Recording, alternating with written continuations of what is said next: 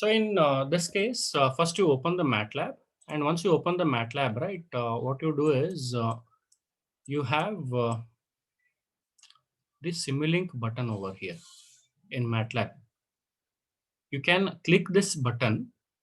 You can click this button and open the Simulink page. That is the Simulink part.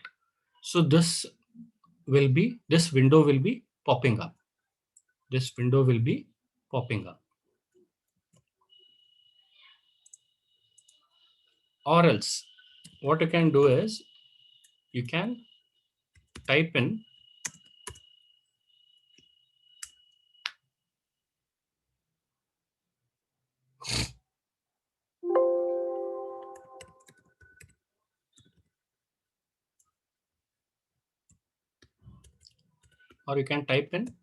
Simulink and this page will be opened. So in the command window, you can type Simulink and press enter. So when you press enter, you will be seeing the Simulink window, or else you can just click this button and open the Simulink window.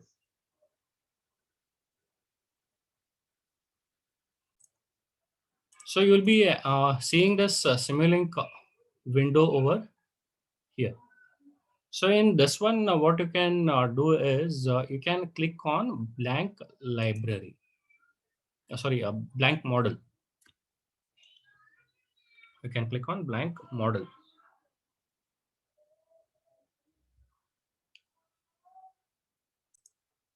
So we'll have a model, Simulink model window opened.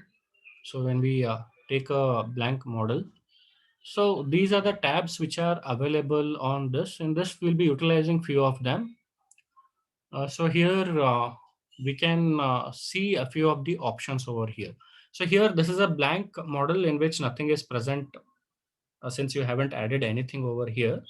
So now we'll look into how we can put forth the blocks in this. Say for example, I have a sine wave generator and I want to see what that signal is being generated on an oscilloscope. So in this one, right, you have multiple options of doing that.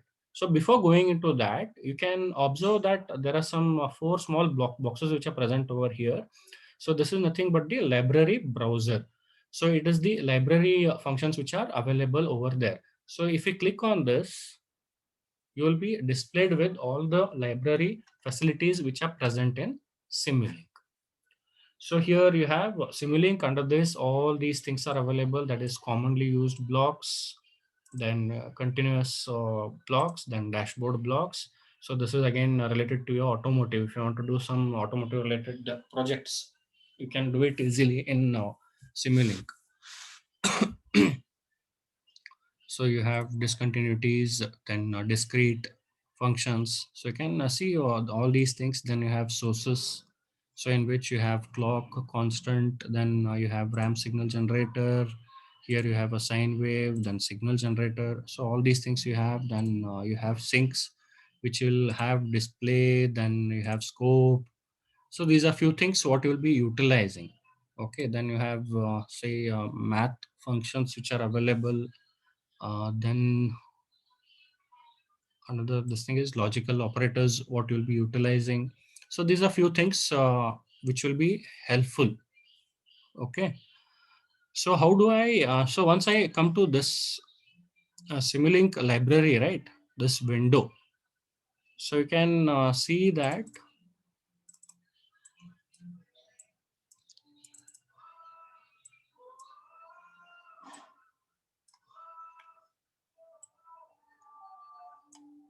you can add the these blocks to the blank file what you have created, the blank file what you have created over here.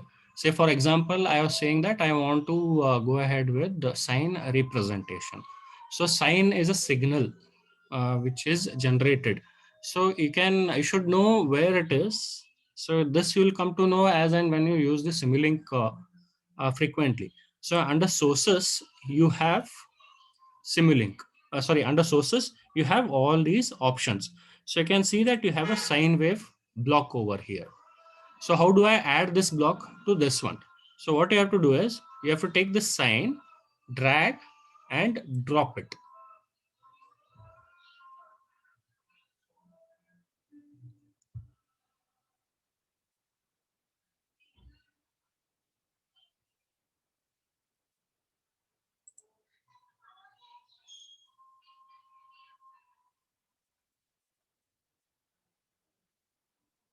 So when we dragged and dropped, we got this block. Okay. So this is one way of adding a block to a Simulink blank file. What is the other way? Say what I'll do is I'll add ramp. So either drag and drop, or you have other option. So you know the name is untitled over here. So you right click, add the model to untitled. So that is to this block. I'll right click and click add the block. So what happens? This block also comes over here. So this is another way of adding a block to the Simulink file. So one is dragging and dropping, one is right clicking and pressing the add parameter to this block. Now there is another way to specify it, that is you have to click in this file and you should see a parameter over there.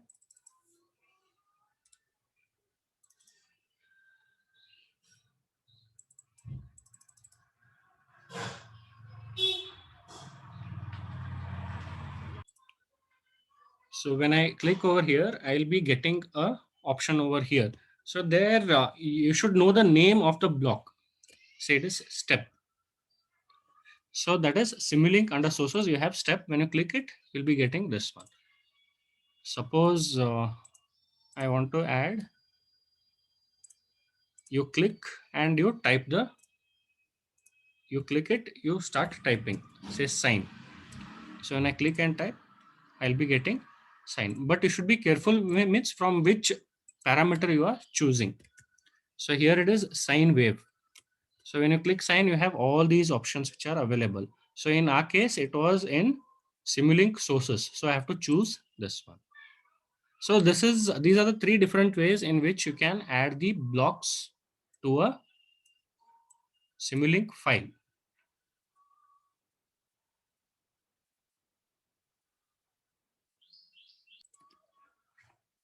Therefore, these are the three different methods in which you can add blocks to the Simulink. Now I want to see what sine wave is generating, what ramp is coming, what step is coming. So in this case, what I have to do is I have to obtain a oscilloscope. So in order to do that, under sinks in Simulink under sinks, you have all these options. So all are utilized for one or the other purposes. So it is a numeric. If you just hover around the block, right, for display, it is like a numeric display of the input values, floating scope. So if I just hover around, it will give me some information. Displays input signals with respect to simulation time. So here scope displays input signals with respect to simulation time. So here it is different. Here it is slightly different. So what I'll do is I'll take this, drag and drop it. So now I have one scope over here. So similarly, say I want three scopes for each of them.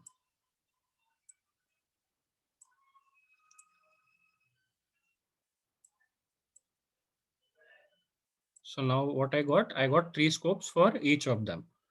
So now how you go ahead with your hardware, right? In the same way, you have to go ahead with this case also. Okay. So now I have to make a connection between, say this input signal and this oscilloscope in order to see what this block is generating. So how do I do that? When you hover around that block, you'll see that the mouse cursor changes to plus sign. Mouse cursor changes to plus sign.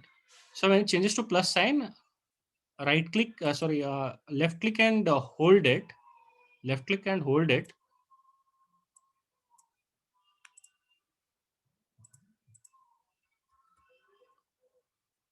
click and hold it, and you move towards the other end. Now when you move towards the scope end, what happens is that is the other block, the line becomes solid. Before this it was all broken line with the red this thing. So when it becomes solid, you can release the mouse click. So what happens is this has established the connection between these two blocks. So this is one way of connecting the blocks. So other way is, sometimes what happens is when you're hovering around, you can see that some if I try to move this block, right, if I hold and try to move the scope, or if I try to hold and move this one, you are seeing some lines over here. So you see that blue line is seen over here. So if you see this, and if you want to establish the connection between these two, what you can do is you can just click this. So when I click this, it gets joined. So similarly, this one. So these are the three blocks which are being joined. So you have three scopes, three input signal generators, then three scopes. So now what I have to do is, so you have a habit of saving the files. Okay. So see that you save it in one proper location so that it will be accessible later also.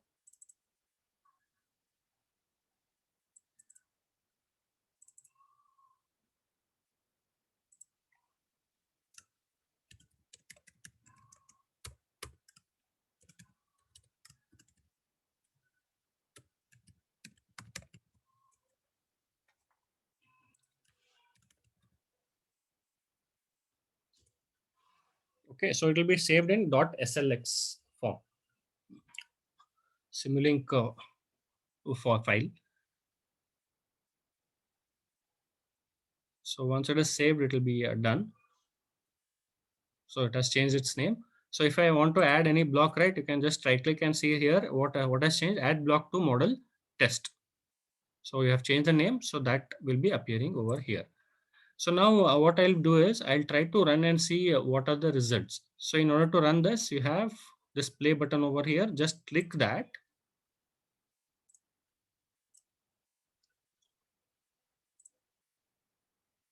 What happens is, so this has completed its simulation.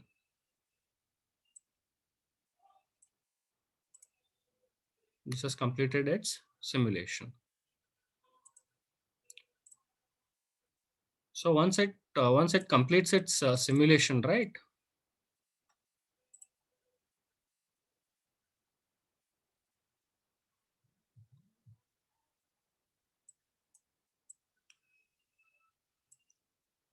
So once it has completed its simulation, now I have to observe the output. So again, I'll just click it. So what happens is it compiles and it gives you the entire stuff. So it completes 100%. So now this is completed. So now I want to see what is the generation which is happening over here. So in order to observe that, what I do is I double click this scope.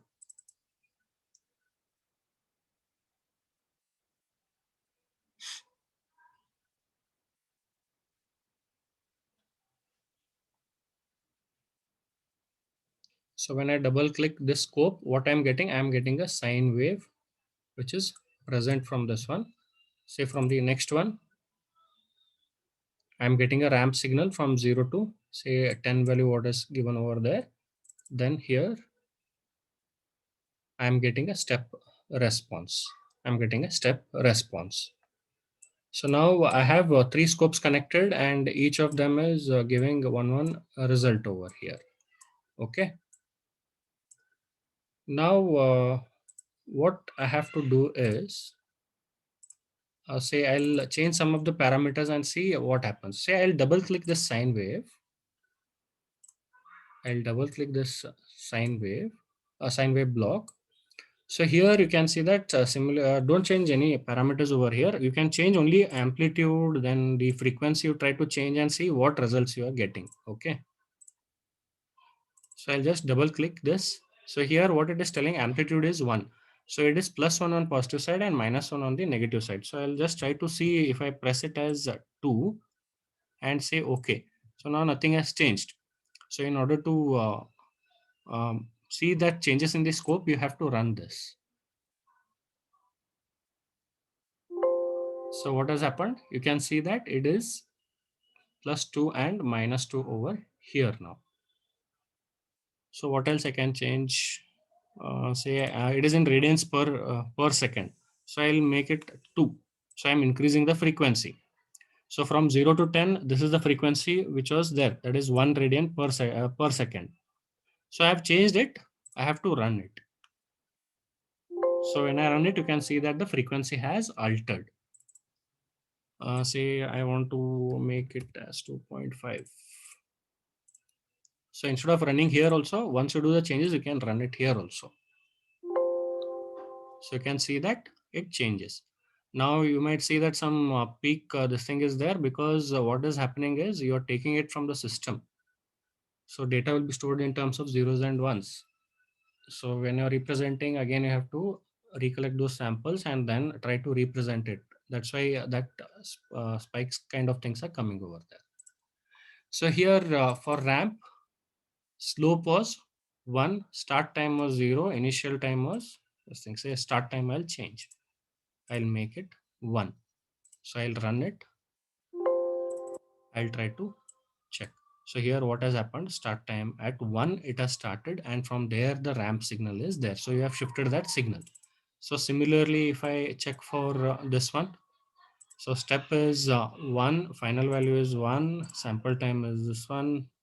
So here I'll not alter much. Okay. So this is what we are getting in case of step response. So this is how it is a step input. So now here, what is the problem is if the circuit is very big, if the block diagrams are very huge, then for at each point I cannot have a separate scope. So what I can do, I use just a single scope. So how you have in CROs, right? You have 2 channels. So here also I can have the same concept. Now what I'll do is I'll take the scope. Okay.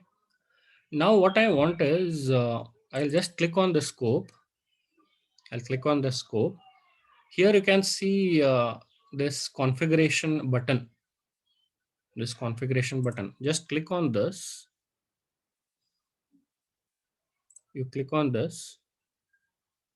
You will get a block over here. You click on this one. You will get a window which pops up. So now here what it is specifying, it is specifying how many number of input ports are there for this scope. So now what I'll do is I'll change it. I'll make it 2.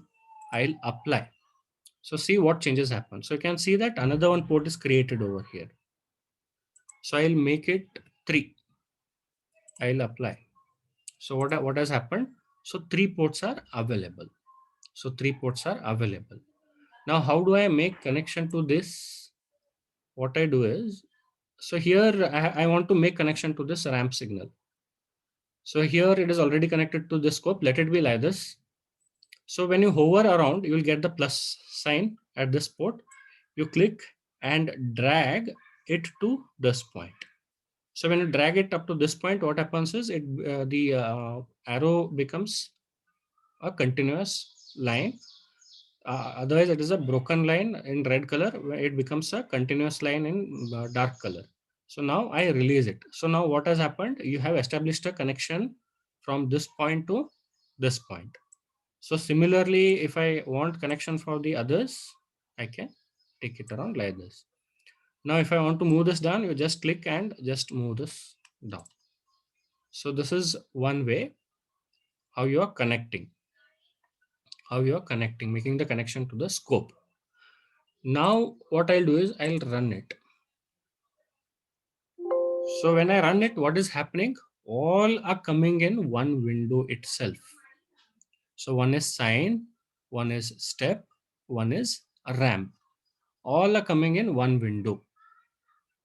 Now, can I separate these? Because all 3 you have given at one scope. But here what you have done is you are just observing the output on one screen.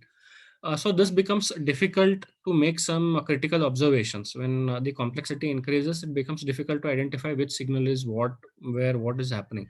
So in that case, again you click this configuration button.